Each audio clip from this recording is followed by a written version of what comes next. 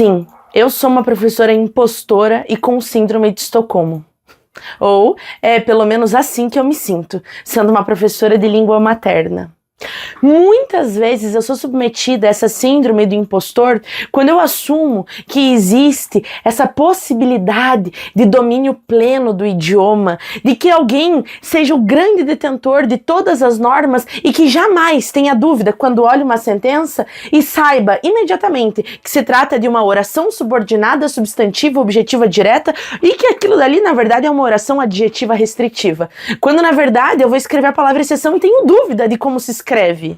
E aí, cada vez mais eu me coloco nesse papel, nessa condição de síndrome de impostora, daquela que finge que sabe alguma coisa. Como é que eu ensino um idioma que eu nem domino todas as normas?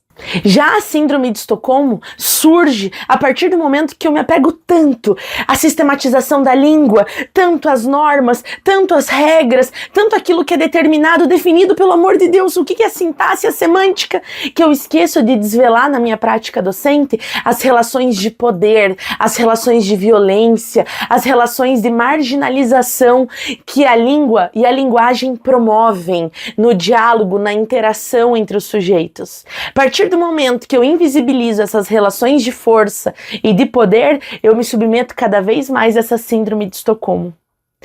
E da onde que isso surge? Da onde que essa noção de impostora e essa síndrome de Estocolmo arranjam espaço dentro de mim para se sustentarem?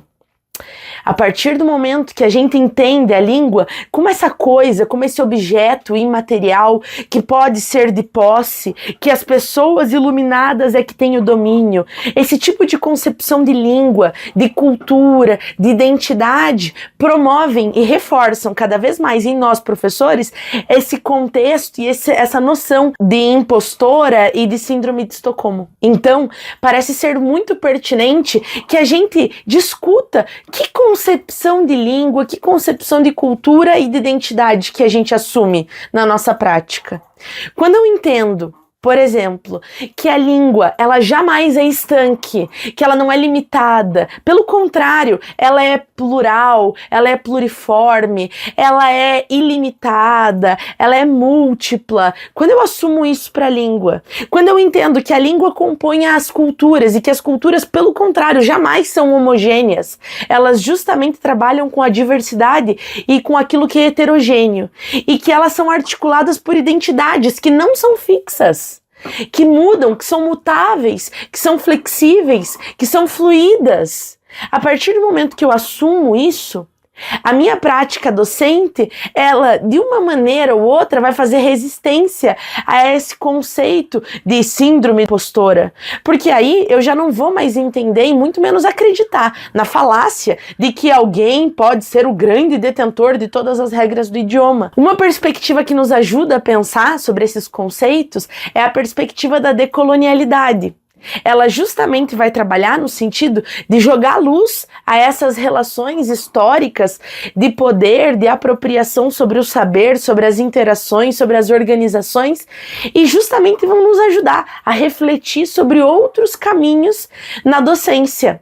A partir do momento que a gente identifica essas forças opressoras que a gente se submete ou que é submetido, que a gente, além de identificar, é capaz de questioná-las, é capaz de interrogar, aí sim a gente consegue se aproximar do que seria uma interrupção desse ciclo e abrir possibilidades para as novas relações, para novas formas de aprendizagem, para novas formas de aprender e ensinar, como diria Paulo Freire. Aliás, esse moço Paulo Freire vai conduzir muito o nosso diálogo aqui nesse vídeo. Até porque é ele que fala que na educação a gente tem que pensar sobre os inéditos viáveis. Então, um inédito viável é, a partir de uma perspectiva decolonial, entender em que ponto a minha postura enquanto professora de língua me aproxima de perspectivas mais coloniais e me afasta também dessas mesmas perspectivas. Considerando, obviamente, que a decolonialidade pode ser entendida como uma forma de utopia. E que não tem problema algum nisso. Você entender ela como uma utopia, como um grande sonho, como uma projeção incapaz de se tornar real, até porque De acordo com Paulo Freire, a educação ela é feita de utopia. Sem utopia, a gente não consegue promover educação. Então, obviamente, ninguém está falando de um universo de Poliana, menina moça. As escolas, as instituições de ensino, as políticas educacionais, muitas vezes elas são organizadas de uma maneira hierárquica, de uma maneira colonial, de uma maneira extremamente impositiva, restritiva, promovendo ali aquelas noções neoliberais de rendimento, de nota, de média. E isso gera em nós, professores, muitas vezes uma sensação paradoxal. Meu Deus, eu não acredito nisso enquanto educação, mas ao mesmo tempo a escola promove e exige cada vez mais esse tipo de prática. É importante a gente saber que quando a gente está dentro dessa instituição, para a gente poder ser ouvido, para a gente poder pertencer a ela, a gente sim precisa ter práticas coloniais. Eu posso não concordar com o cronograma de conteúdos que eu preciso seguir, mas eu preciso seguir para continuar na escola. Eu posso não concordar com os métodos avaliativos, mas eu preciso promover avaliações se eu quiser continuar naquela instituição. E aí vem a nossa possibilidade, é encontrar espaços que a gente possa tensionar para fazer esse movimento de insurgência, de questionar, de criticar. Em que momentos eu posso criar tensões dentro desse sistema, dentro dessa lógica, dentro dessa prática como um todo? E sempre lembrar que a nossa prática docente, ela também tem que ser orientada, dentre outros fatores, pela esperança. Porque, de acordo com Paulo Freire, é preciso esperançar na educação. Vale lembrar que esse vídeo, ele não quer ser uma resposta às nossas dores. Não, não, não, não. Isso seria demais e seria impossível.